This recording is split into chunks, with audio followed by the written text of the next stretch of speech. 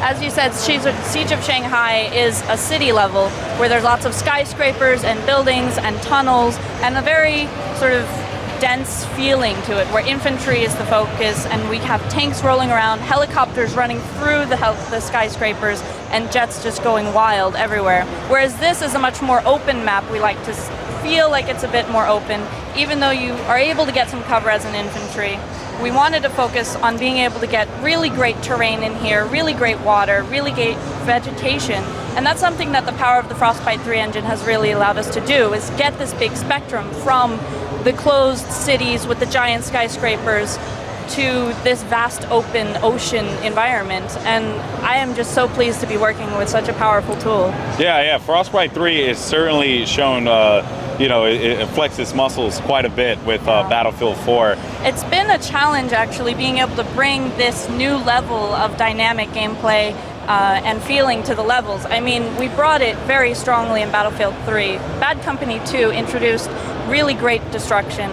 BF3 introduced micro-destruction, and now we brought it to the extra level with Levolution.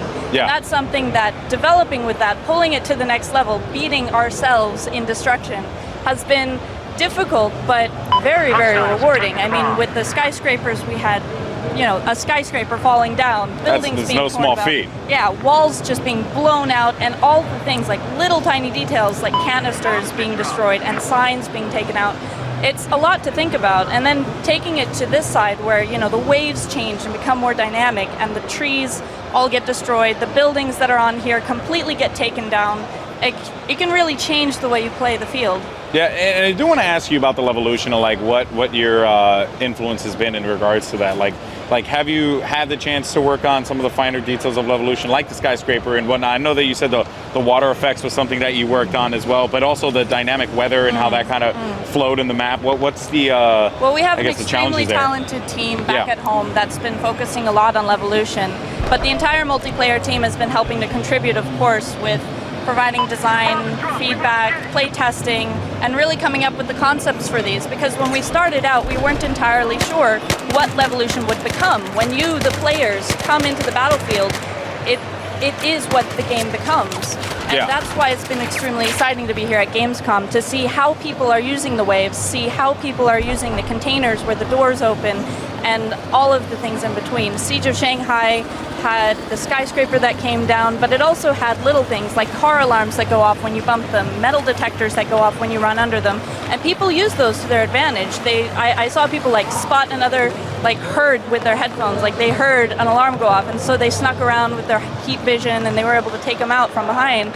And it was really cool to see people using those features that we put in and seeing that really come to life. Yeah, I actually am pretty happy with the variety that you'll find with a lot of the maps. It certainly has been something that you don't see that much nowadays. Nowadays, it's here's a map. It's most maps are designed in a very typical 3-lane format. If it's like an arena shooter or something like that, with not a lot of variety in between there. And this map, this game, I should say, takes that, kind of turns it on its head and says, all right, well, here's this approach, because Paracel Storm is a very different map.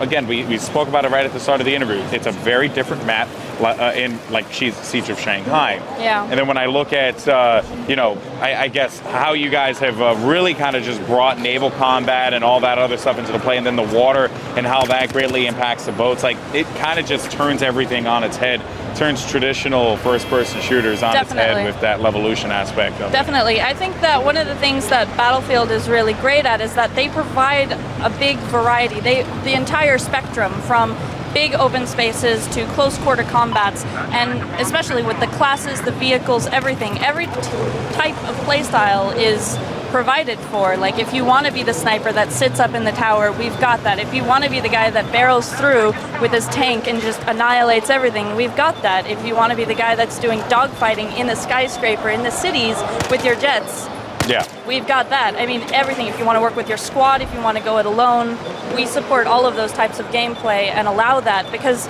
Battlefield just has all of these different types of maps, all of these types of classes, and you really feel that when you play. Yeah, and that certainly has been a very awesome aspect, and something I've been seeing all week long, and also when I did the E3 live stream. So now I want to get into finer details of what you do, right?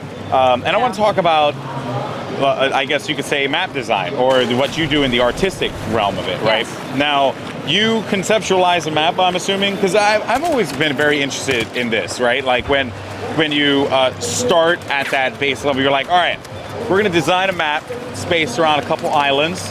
Let's see how we're going to make this one look. I guess, how does that process go? I mean, is there any cool things you could share with the community that's watching right now?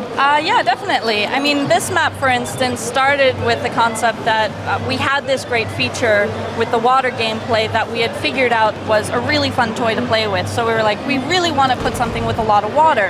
And there's all this conflict going on in the Southeast Asian areas with the Spratly Islands being contested for by major Asian countries.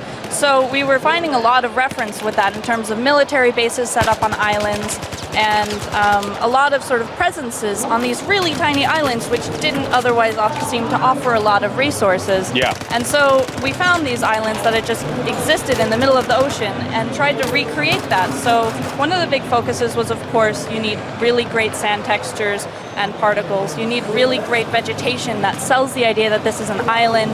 You need really good water, and you need really good weather effects. And those are something that early on we decided to nail visually and really helped us pull everything together, as design-wise the map, you know, has to change as it's moving along, and we have to react to how.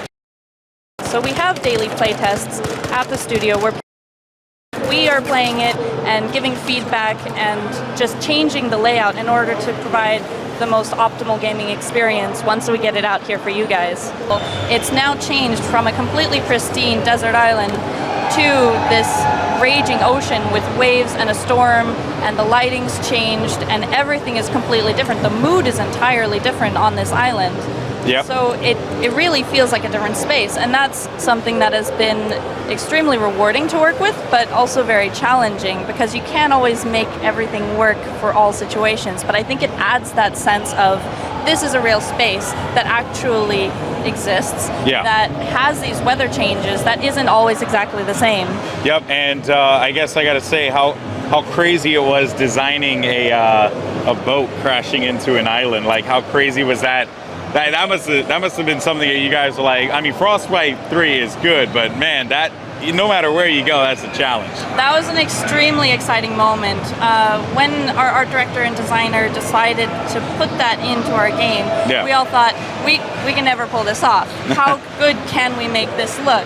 But as pieces started coming in, because that's really what building a game is like. You have all these little puzzle pieces, you have this idea in your head of what it's going to be in the end, but when you finally see it come together, when you finally see the fans playing around this crashed ship on an island, when you finally see them reacting to these images, to experiencing what it's like to be next to a boat crashing into an island, that's when you feel like, wow, we've created an experience for people that's really quite important. Yeah, unique and unlike any other.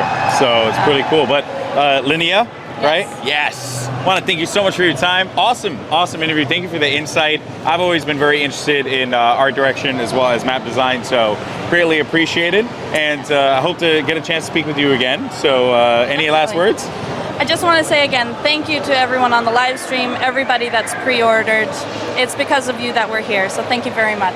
Awesome. Well, guys, we're going to be right back after this commercial break. I'm going to rip that guy off of that station over there and get him back here to do his job instead of him actually playing a video game, because like he thinks we're having fun here. He's actually pretty good at it. Oh, no, him? I'm way better than he is. I am like leaps and bounds. I'm like leaps and don't turn around. Come on. Yeah, right? See? Not even fair. All right, guys. So with that said, we're going to be right back after this brief commercial break. Don't go anywhere. Plenty more Battlefield 4 action coming at you with myself, Alex Mendez, and Corey Dunn. We'll see you on the other side.